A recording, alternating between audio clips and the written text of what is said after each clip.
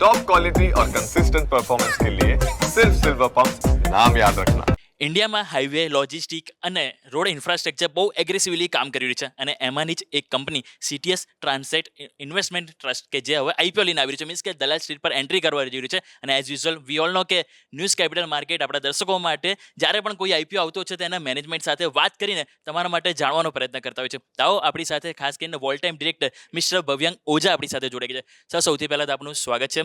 તો સર, મેરા પહેલો ક્વેશ્ચન તમને એ છે કે કંપની એક સ્ટેબલ yieldસ્ટોરીના રૂપમાં માર્કેટમાં આવી રહી છે, તો ઇન્વેસ્ટર માટે ખાસ કરીને ગ્રોથ અને સાથે સાથે રેગ્યુલર ડિસ્ટ્રીબ્યુશન આ બંને વચ્ચે બેલેન્સ કેવી રીતે મેન્ટેન કરશે? સાહેબ, અમારી પાસે 10 અસેટ છે જે અત્યારે અમારે અક્વાયર કરી રહ્યા છે. બહુ જ સ્ટ્રોંગ ઓપરેટિંગ હિસ્ટ્રી છે આની. ઓલમોસ્ટ 10 વર્ષથી આ અસેટ્સ ઓપરેશન્સમાં છે. ઓન એન એવરેજ તમે પોર્ટફોલિયો ગણો તો એને લીધે અમારા ઇન્કમમાં બહુ ઘણી સ્ટેબિલિટી છે. અમે પ્રિડિક્ટ કરી શકીએ છીએ કે આનું પરફોર્મન્સ સ્ટેબલ રહેવું જોઈએ.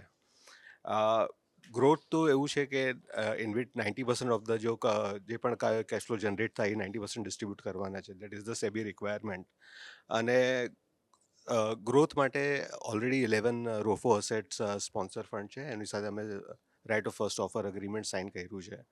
અને આગળ પણ અમે રોડ અને ટ્રાન્સપોર્ટ સેક્ટરમાં અસેટ એક્વાયર કરતા રહીશું. Next question is regarding asset quality and cash flow. કે આ જે સેક્ટર છે આપણને ખ્યાલ છે કે એમાં એસેટની ક્વોલિટી બહુ ઇમ્પોર્ટન્ટ ફેક્ટર હોય છે.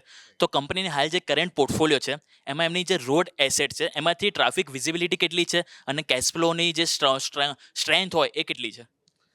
અમારા ઇનિશિયલ પોર્ટફોલિયોમાં અમારી પાસે 10 અસેટ છે. 3 એન્યુઇટી છે જે એનએચઆઈ અને એમઓઆરટીએસ ડાયરેક્ટલી એવરી 6 મહિના પેમેન્ટ આવે છે. અને 7 ટોલ અસેટ છે, એમાંથી 3 તો ગુજરાતમાં જ છે. અને આ 7 અસેટમાંથી ઓલમોસ્ટ મેં કીધું કે 10 વર્ષનો એવરેજ ઓપરેટિંગ હિસ્ટ્રી છે. છેલ્લા 7 વર્ષમાં તમે FY18 થી FY25 જોવો તો ઓલમોસ્ટ 6.5%નો એવરેજ ટ્રાફિક ગ્રોથ આ અસેટ્સમાં છે. તો it has been a very strong performance અને વી આર એક્સપેક્ટિંગ કે it should continue. Okay. Next question is regarding interest rate risk. વેલ્યુએશનની અગર આપણે વાત કરીએ તો એમાં 2 ફેક્ટર મેઇન હોય છે. એક છે ફાઇનાન્સિંગ કોસ્ટ અને બીજો છે ઇન્ટરેસ્ટ રેટ રિસ્ક. અગર કાલે જઈને ઇન્ટરેસ્ટ રેટ રિસ્ક હાઈ થાય છે તો રિટર્નને પ્રોટેક્ટ કરવા માટે કંપની કઈ સ્ટ્રેટેજી ફોલો કરશે? સો એઝ એન ઇન્સ્ટિટ્યુશન અમે બહુ જ માર્કેટના અલગ અલગ લેન્ડિંગ સેગમેન્ટના ટચમાં હંમેશા રહેતા હોઈએ છીએ. Of course there is an economic aspect of the interest rates that is always given by the market. પણ અમે બોન્ડ અને લોન એનું મિક્સ આગળ જઈને કરતા રહીશું કે અમે અમારું ઇન્ટરેસ્ટ રેટ રિસ્ક મેનેજ કરી શકીએ અને ડિસ્ટ્રીબ્યુશન બહુ ઇવનલી બની શકે એટલું આપી શકીએ. Next question is regarding economic slowdown. અગર આપણે જોઈએ તો રોડ એસેટ જે હોય છે એમની જે મેઇન રેવન્યુ સ્ટ્રીમ હોય છે એ આપણને ખ્યાલ છે કે જે ટ્રાફિક મુવમેન્ટ હોય છે એની ઉપર ડિપેન્ડ કરતી હોય છે. અગર કાલે જઈને ઇકોનોમિક સ્લોડાઉન આવે છે તો ટોલ કલેક્શન ઉપર કેટલી અસર થઈ શકે અને સાથે સાથે કેશ ફ્લો ઉપર કેટલી અસર થઈ શકે કંપનીની? તો આમાં છે ઇકોનોમિક સ્લોડાઉનનું શું ઇમ્પેક્ટ આવે એ આજે આપણે પ્રિડિક્ટ ન કરી શકીએ. આપણે એના માટે શું કરી શકીએ કે આપણો પોર્ટફોલિયો બેલેન્સ બનાવીએ. આજે અત્યારે મારી જે 10 અસેટ છે એમાં 85% રેવન્યુ ટોલમાંથી આવે છે, 15% એન્યુઇટીમાંથી આવે છે. એટલે અમે રોફો અસેટ્સમાં હાઇબ્રિડ એન્યુઇટી પ્રોજેક્ટ્સ આઈડેન્ટિફાઈ કર્યા કે એ કરીએ તો અમારું ટોલમાં કમ્પોઝિશન 56% થઈ જાય, 44% એન્યુઇટી થઈ જાય.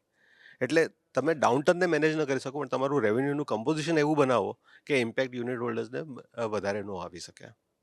One last question is regarding competitive differentiation. Already આપણને ખ્યાલ છે કે માર્કેટમાં લિસ્ટેડ ઇન્ફ્રાસ્ટ્રક્ચર ઇન્વેસ્ટમેન્ટ ટ્રસ્ટ છે અને એ પણ ખાસા સ્ટ્રોંગ છે. તો કંપની પાસે એવું તો શું ડિફરન્સિએશન છે કે તમે ઇન્વેસ્ટરને બતાવવા માંગશો? એક તો જે મેં કીધું કે 10 અસેટ છે, 11 ગ્રોથ અસેટની વિઝિબિલિટી છે. અમારી 350 થી 355 લોકોની ટીમ છે. ઇન્વેસ્ટમેન્ટ મેનેજર, પ્રોજેક્ટ મેનેજર, એસપીવીઝમાં all of them are very experience people.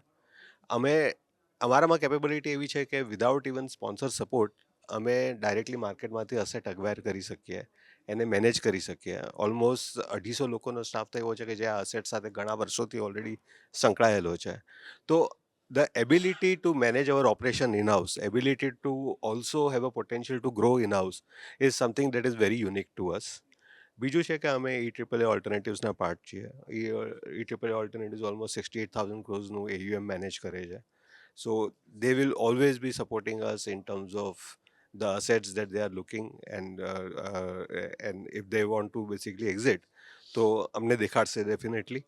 અને બીજું જે એડવાન્ટેજ છે કે they have access to a very large set of investors જે અમને મળી શકે. Wish you all the best for the IPO sir. Thank you.